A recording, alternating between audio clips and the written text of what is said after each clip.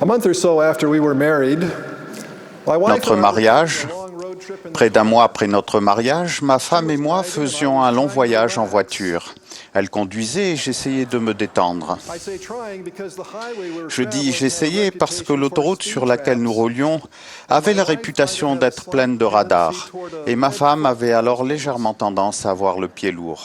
I said, "You're going too Je lui ai fast. dit Slow down." tu roules trop vite, My ralentis. new bride thought to herself, Ma jeune épouse s'est dit I've been driving for je nearly 10 conduis depuis years. près de 10 ans. And other than my driver's education Et à part mon teacher, moniteur no one ever d'auto-école, told me how to drive personne ne before. m'a jamais dit comment je devais So she conduire. replied, Elle a "What donc gives répliqué you the right to tell me qu'est-ce how qui to te donne drive?" le droit de me dire comment Frankly, her conduire? question caught me off guard. Franchement, sa question m'a pris de So, doing court. my best to step up to my Cependant, new faisant de mon responsibilities as mieux married pour man, être à la I hauteur said, de mes nouvelles "I don't responsabilités know, d'homme because marié, I'm your j'ai dit husband. je ne And sais pas, parce que je suis ton mari et que je détiens la prêtrise.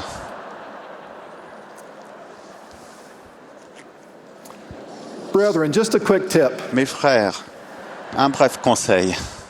If you are ever in a similar Si situation, jamais vous vous trouvez dans une situation semblable, ce n'est pas la bonne réaction. and I'm happy to report, it was the Et one je and suis only heureux de time I dire ever que made c'est that la seule mistake. fois où j'ai commis cette erreur. The Doctrine and Covenants explains Les doctrines et alliances expliquent que le droit d'exercer la prêtrise dans le foyer ou ailleurs est directement lié à la justice de notre vie. the powers of heaven cannot Les pouvoirs du be ciel controlled ne peuvent être maîtrisés ou utilisés que selon les principes de la It justice. goes on to say that we lose Et plus that loin, nous power lisons que nous perdons when we ce exercise pouvoir control lorsque nous exerçons or dominion avec quelque or compulsion degré d'injustice que upon ce the souls soit, of others une in any emprise, degree une of domination unrighteousness. ou une contrainte The sur l'âme Scripture des autres. says we must lead by principles Cette of écriture dit que nous righteousness. devons diriger selon les Such principes de la principles apply justice. to all leaders in Ces the church, principes s'appliquent à as tous les well as dirigeants de to all l'Église, fathers ainsi and qu'à mothers tous les in their pères homes. et à toutes les mères dans leur foyer. We lose our right to the Lord's Spirit. Nous perdons notre droit à la compagnie de l'Esprit du Seigneur et l'autorité que nous avons reçue de Dieu lorsque nous exerçons une emprise sur une autre personne de manière injuste. Nous pouvons penser que de telles méthodes sont pour le bien de la personne contrôlée. Mais chaque fois que nous forçons quelqu'un qui peut ou devrait exercer son libre arbitre moral à faire ce qui est juste, nous agissons injustement. Quand les limites fermes que nous fixons à quelqu'un sont dans le bon ordre, elles doivent toujours être gérées avec une patience empreinte d'amour et permettre d'enseigner des principes éternels. Nous ne pouvons forcer personne à faire ce qui est bien. Les Écritures expliquent clairement que Dieu n'agit pas ainsi. La contrainte provoque du ressentiment. Elle donne aux personnes le sentiment qu'on ne leur fait pas confiance et qu'elles sont incompétentes. Les occasions d'apprendre sont perdues lorsque les personnes qui contrôlent supposent avec orgueil qu'elles ont la bonne réponse pour les autres. Les Écritures nous disent « Il est de la nature et des dispositions de presque tous les hommes de commencer à exercer cette domination injuste. Nous devrons donc avoir conscience que c'est un piège dans lequel on tombe facilement.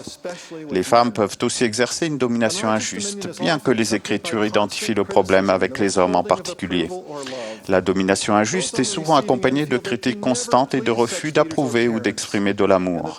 Les personnes qui sont au bout de la chaîne finissent par avoir le sentiment de ne jamais pouvoir plaire à de tels dirigeants ou parents et qu'elles ne sont jamais à la hauteur. Les parents sages doivent évaluer quand les enfants sont prêts à commencer à exercer leur libre arbitre dans un domaine particulier de leur vie. Mais si les parents détiennent tout le pouvoir de décision et le voient comme leur droit, ils limitent gravement la progression et le développement de leurs enfants. Nos enfants sont dans notre foyer pour un temps limité. Si nous attendons le jour où ils nous quitteront pour leur confier les rênes de leur libre arbitre moral, nous attendons trop longtemps. Ils n'acquerront pas soudainement la capacité de prendre de sages décisions, s'ils n'ont jamais été libres de prendre d'importantes décisions lorsqu'ils étaient dans notre foyer. Souvent, ces enfants se rebellent contre cette contrainte ou sont handicapés par une incapacité de prendre eux-mêmes une quelconque décision. Les parents sages préparent leurs enfants à s'en sortir sans eux. Il leur donne des occasions de progresser à mesure que les enfants acquièrent la maturité spirituelle nécessaire pour exercer correctement leur libre arbitre.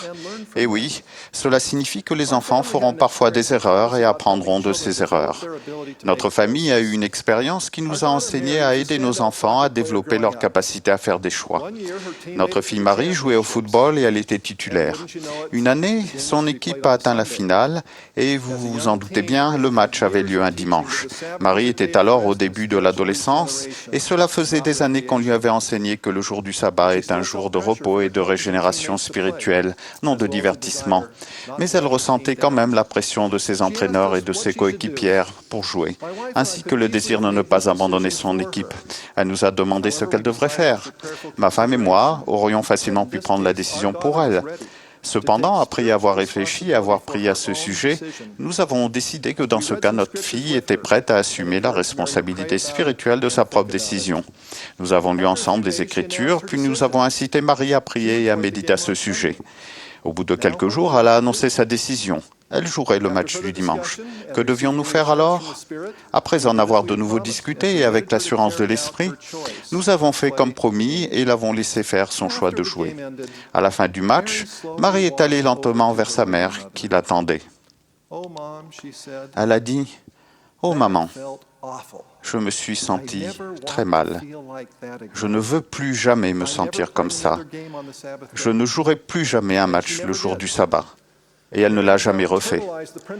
Marie avait maintenant assimilé le principe du respect du jour du sabbat. Si nous l'avions forcée à ne pas jouer ce match, nous l'aurions privée d'une précieuse occasion d'apprendre avec l'esprit.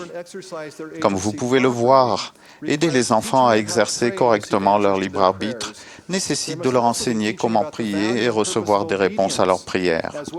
La valeur et le but de l'obéissance, ainsi que tous les autres principes essentiels de l'Évangile, doivent leur être enseignés. En élevant nos enfants, nous avons décidé que notre objectif le plus important serait de les aider à avoir leur propre lien avec les cieux. Nous savions qu'au final, il faudrait qu'ils s'appuient sur le Seigneur, non sur nous. Brigham Young a dit « Si je devais faire la distinction dans tous les devoirs qui sont requis des enfants des hommes, je mettrais en tout premier lieu le devoir de rechercher le Seigneur notre Dieu jusqu'à ce que nous ouvrions des voies de communication du ciel à la terre, de Dieu à notre âme. » Marie avait reçu des réponses à ses prières à d'autres occasions, et nous savions que notre fille était en train d'établir cette voie de communication avec les cieux. Ainsi, elle avait appris quelque chose de positif de son expérience et était mieux équipée pour faire de meilleurs choix à l'avenir.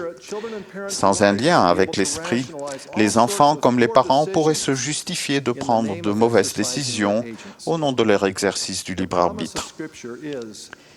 La promesse des Écritures est que ceux qui sont sages ont pris l'Esprit Saint pour guide et n'ont pas été trompés. Un effet secondaire et tragique d'une domination injuste peut être la perte de la confiance en l'amour de Dieu. J'ai connu des personnes qui ont eu des dirigeants ou des parents exigeants et directifs, et elles ont eu des difficultés à ressentir l'amour de leur Père céleste, qui les soutiendrait et les motiverait sur la voie de la justice. Si nous voulons aider les personnes qui sont sous notre intendance à avoir ce lien si important avec le ciel, nous devons être le genre de parents et de dirigeants décrits à la section 121 des Doctrines et Alliances. Nous devons agir uniquement par la persuasion, par la longanimité, par la gentillesse et la douceur, et par l'amour sincère. Henry B. Eyring a dit « La plus grande des aides que nous pourrons apporter à ces jeunes sera de leur faire sentir que nous sommes confiants qu'ils sont sur le chemin qui les ramènera à Dieu et qu'ils peuvent y arriver. » Tandis que nous réfléchissons aux principes qui nous guident dans l'Église et au foyer, je conclurai par un exemple tiré de la biographie du président Monson.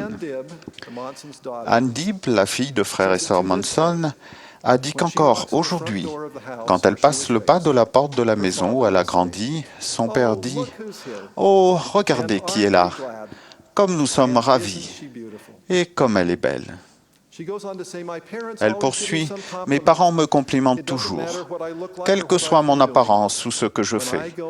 Quand je rends visite à mes parents, je sais que je suis aimé. Je suis complimenté. Je me sens la bienvenue. Je suis chez moi. » Mes frères et sœurs, c'est la façon d'agir du Seigneur. Même si nous avons été maltraités par le passé, je sais que le Seigneur veut que nous allions à lui. Il nous aime tous. Nous sommes tous les bienvenus. Au nom de Jésus-Christ. Amen.